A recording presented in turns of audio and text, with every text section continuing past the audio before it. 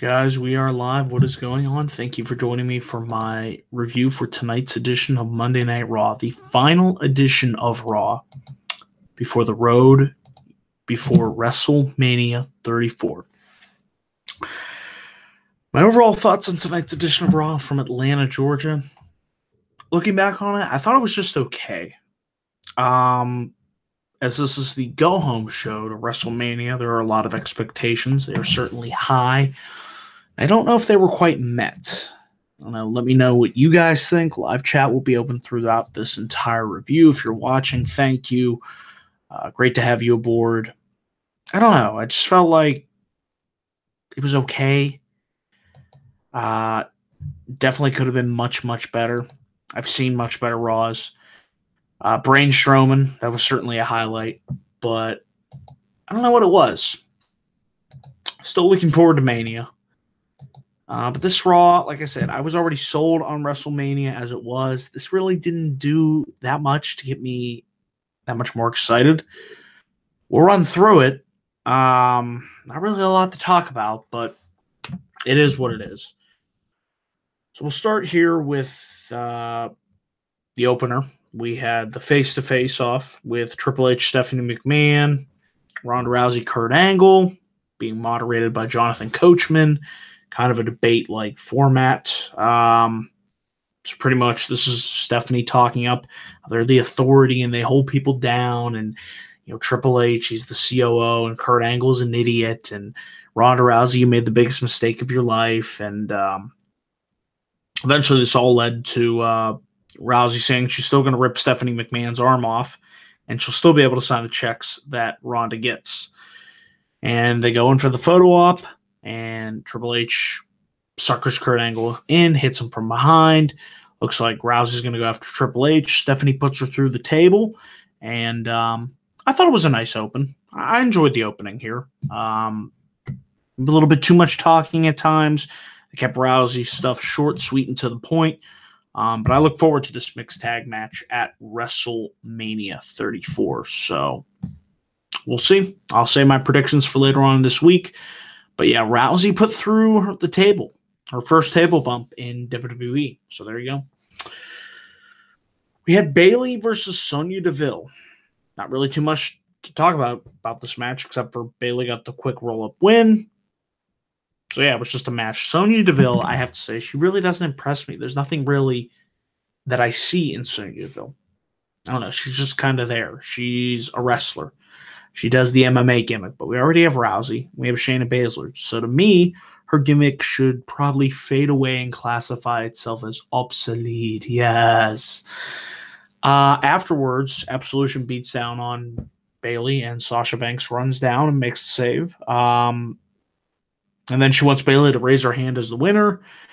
And then they begin to brawl, and then Absolution beats down Bayley and Sasha Banks. Will be in the Women's Battle Royal, which will also be, it was announced tonight, the Women's Battle Royal, the Andre the Giant Memorial Battle Royal, and the Cruiserweight, the finals in the Cruiserweight tournament are going to be on the kickoff show. I had a feeling the Cruiserweight match was going to be on the kickoff show, Ali and Cedric. That's the match that I will be tuning in to watch the pre-show for. So I look forward to that match. I wish it was on the main card, but one positive out of this is the fact that these guys can probably get more time on the pre-show. Ideally, they should be on the main show, but it is what it is. What are you going to do? So, yeah, I'll definitely be watching the pre-show for the finals. That match has potential to steal the show. I can't wait to see what Ali and Cedric come up with. So, okay stuff here. Like I said, not really much else to say. Easily, though, the best match on this show was Seth Rollins, Finn Balor. Match started off slow, but after that commercial break and they came back, it really picked up nicely. These two were going all out. Looked like Balor was going to be buckle bombed into the barricade like what happened at SummerSlam 2016. He was able to fight out of it. And he hits the shotgun drop kick, sends Rollins into the barricade, Back in the ring, Rollins hits the curb stomp after he teased it earlier in the match for the win. So Seth Rollins gets a nice win here over Finn Balor, building momentum heading into the triple threat match at WrestleMania 34. Cannot wait for that match. Like I said, I will be doing a predictions and preview video later on in the week. Schedule is posted on my Twitter, and I have to announce that the link will be down below in the description box to my new Facebook page. Daniel Gaza 412. Got YouTube, Twitter, and Facebook now linked all together. So be sure to give that page some likes and love. I'm going to be branding content throughout Twitter, Facebook, and YouTube. Like I said, helps really grow the brand as a whole. But yeah, this was a really good match. Definitely easily the match of the night here on Monday Night Raw. Moving on after this, we go to the bar. They have an in-ring segment, and they're talking up the fact that how Strowman doesn't have a partner and how they are the superior tag team. They have the chemistry.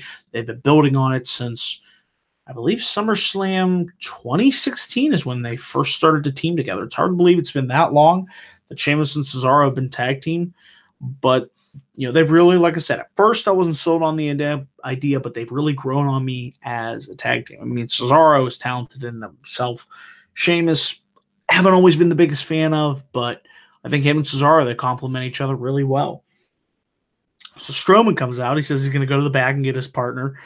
And who would it be? But apparently his brother, Braun Strowman. So you got Braun and Brains. He comes down to the ring.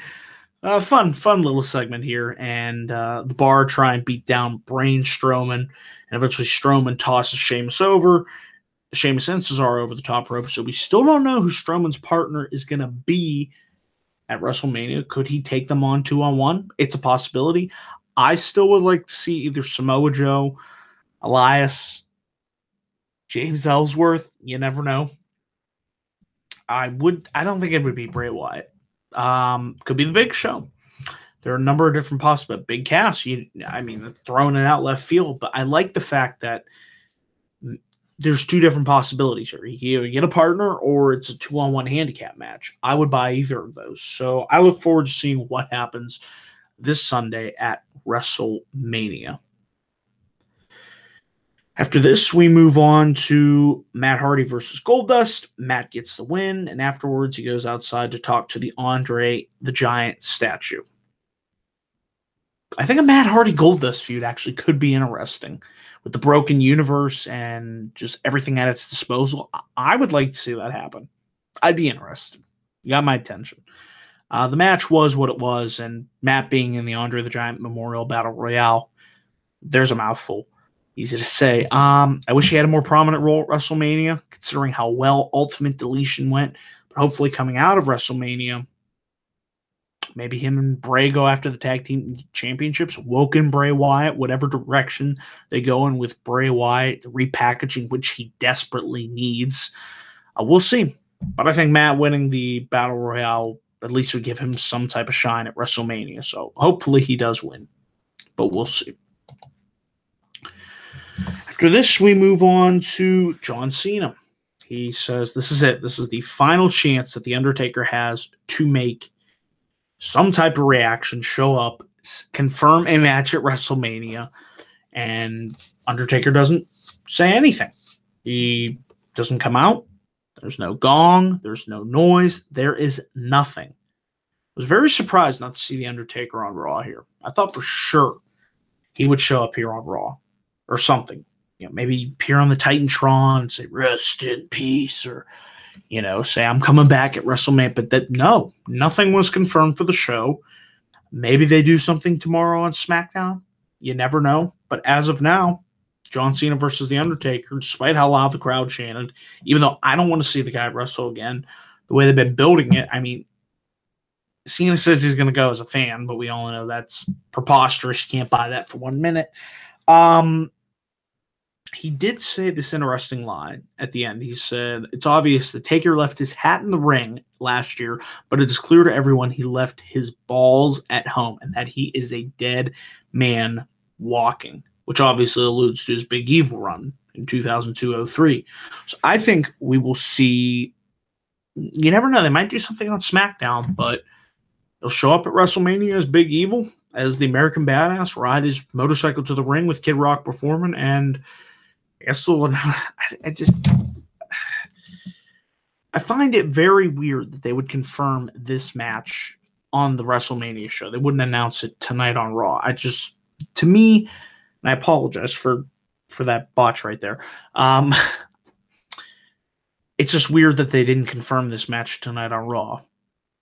Whatever. I still don't want to see Undertaker wrestle again. After rewatching last year's match, he did not look good.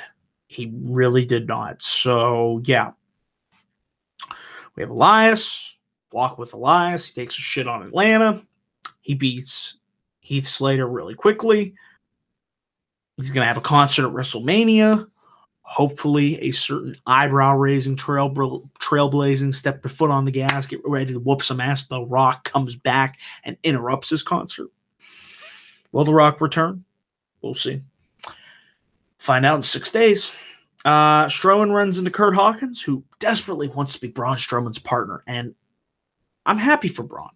He finally gave Kurt Hawkins the break that he was waiting for, and he gave him that big break by throwing him through a wall of plaster. So, Braun, you are awesome. Backstage, we had a Nia Jax interview talking about, the troubles that she faced early on in her life, the terrible things at Alexa Bliss, and what she's had to deal with by looking in the mirror and taking a negative and turning it into a positive. She said Alexa Bliss is nothing more than an insecure girl, a pathetic fly, and at WrestleMania, Jax is going to squash Alexa Bliss. And then we had Alexa Bliss and Mickie James versus Dana Brooke and Asuka. Took forever to get the hot tag for Asuka. She eventually got in there and put the Asuka lock on Mickie James and made her tap out. Nia Jax runs down to the ring. Looks like she's going to finally get her hands on Alexa Bliss. Bliss gets out of the ring just in time and sacrifices Mickie James. And Nia just stares down Alexa Bliss. So I think that match ain't going to go that long. Maybe 5 minutes, if that. Kind of think back to Ivory versus Chyna when Chyna eventually got her hands on her. She just beat the shit out of her at WrestleMania 17. So we'll see. And then we have Brock Lesnar, Paul Heyman. I thought Paul got a great promo as usual. I thought that was good. Talking about Lesnar and Heyman. This will be the last time you'll see them on Raw. And talking about what happened at WrestleMania 30 with Undertaker losing to Lesnar and then Reigns beating Undertaker. So therefore they share a common bond amongst each other. And how, everybody, it's not going to be a spoiler that Brock Lesnar is going to beat Roman Reigns, even though we all know that Reigns is walking out with that fruit roll-up. And then there's, some talent standing up on the ring, or up on, not on the ring, on the stage. They're guarding Lesnar and Reigns, keeping them apart. And Reigns says, "You really going to guard his part-time ass? You really going to, after everything that he said, after what he stands for?" They part. Reigns and Lesnar, they stare each other down. They start to go at it. Reigns hits 4 Superman punches on Brock Lesnar. Lesnar eventually is able to hit an F5 on him, and that's how we end the segment. I thought this was the weakest of the build that they've done the last couple weeks between these two. I liked everything up until this point. Liked the Heyman promo, but I just thought for the go-home show, for the final send-off, I thought, that just felt flat. I don't know. This whole episode just felt okay. I don't think it was terrible. But for a go-home episode of Raw, I expected more. I really did. So I'm still looking forward to WrestleMania. But this is pretty much all I have to say about this episode of Raw. I would give it a C. I'll go C. Like I said, there was some good stuff. I liked Balor Rollins. I like stuff at the beginning with Ronda Rousey. Braun Strowman, that stuff was fun. Outside of that, though, like I said, wasn't really a whole lot to this episode. So that is my thoughts on Raw. I want to say if you're watching live, thank you for tuning in. Be sure to leave your comments down below once this video is uploaded. Tell me what you enjoyed about Raw and what you didn't enjoy about tonight's episode of Raw. And I will, of course, be back up here with another video. I got WrestleMania predictions coming hopefully on Wednesday, and NXT TakeOver predictions in that video as well. Going to try and get an NXT review up by Thursday. Going to be doing a ranking video of every Undertaker match at WrestleMania, so stay tuned for that. Also got a top 15 opponents that I'd like to see Daniel Bryan face for his in-ring return. Working on that video as well.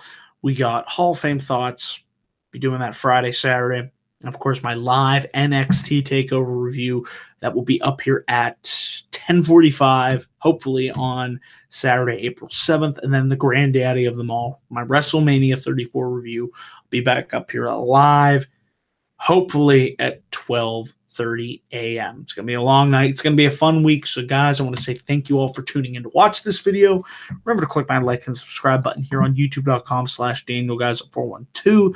Follow me on Twitter at DanielGuys412 and check out my new Facebook page, facebook.com/DanielGuys1994. The links are down below in the description box. So until then, guys, thanks for watching and have a great night. See you.